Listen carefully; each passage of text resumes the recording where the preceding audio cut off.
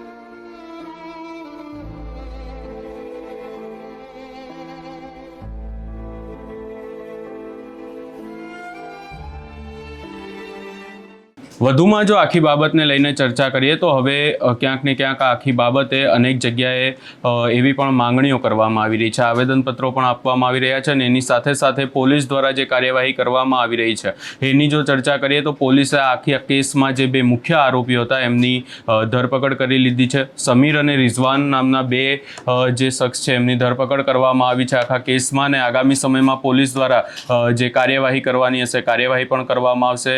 એમને કોર્ટમાં રજૂ કરવામાં આવશે, ત્યારબાદ રિમાન્ડની પણ માંગણી કરવામાં આવશે। આ તમામ ચર્ચાઓની વચ્ચે ખાસ કરીને આખા કેસમાં એવું પણ કહેવામાં આવી રહ્યું છે કે જો જરૂર પડશે તો એસઆઈટી એટલે કે જે સ્પેશિયલ ઇન્વેસ્ટિગેશન ટીમ હોય છે એની પણ રચના કરવામાં આવશે અને આખા કેસને લઈને હવે જે ભરવાડ સમાજના લોકો છે એમના દ્વારા પણ ક્યાંક ને ક્યાંક ન્યાયની માંગણી કરવામાં આવી રહી છે અને એની સાથે સાથે પરિવારની જો વાત કરીએ તો પરિવારે પણ એવી માંગણી કરી છે કે એમને ન્યાય મળે અને જે ડેપ્યુટી સીએમ હર્ષ સંઘવી છે એમના ઘરે જાય, એમની મુલાકાત, પરિવારની મુલાકાત પણ લે અને એમને ખાતરી આપે કે આખા કેસમાં કાર્યવાહી પણ થશે, યોગ્ય કાર્યવાહી થશે ને એમને ન્યાય મળશે. વધુમાં જો ખાસ કરી અને ચર્ચા કરીએ ધંધુકાની, તો હાલ આખી ઘટનાને લઈને ધંધુકામાં પણ ક્યાંક ને ક્યાંક શોકનો માહોલ છે. અને જે પરિવારની ખાસ કરીને માંગણીની વાત કરી અને જે આખી તોડફોડ થઈ હતી, જે હોબાળો થયો હતો, ત્યારબાદ આખી જે બાબત છે એમાં એક જ માંગ કરવામાં આવી રહી છે, અપીલ કરવામાં આવી રહી છે કે આવું ફરી ના બને અને આખી બાબતમાં શાંતિ રાખવામાં આવે. હવે જોવાનું રહેશે કે આગામી સમયમાં શું કાર્યવાહી આ આરોપીઓની સામે થાય છે. આ સમગ્ર બાબતે તમારો શું અભિપ્રાય છે એ અમને કમેન્ટ કરી જરૂર જણાવશો ને અમારી ચેનલ નિર્ભય ન્યૂઝને લાઇક, શેર, સબસ્ક્રાઈબ કરવાનું ભૂલશો નહીં.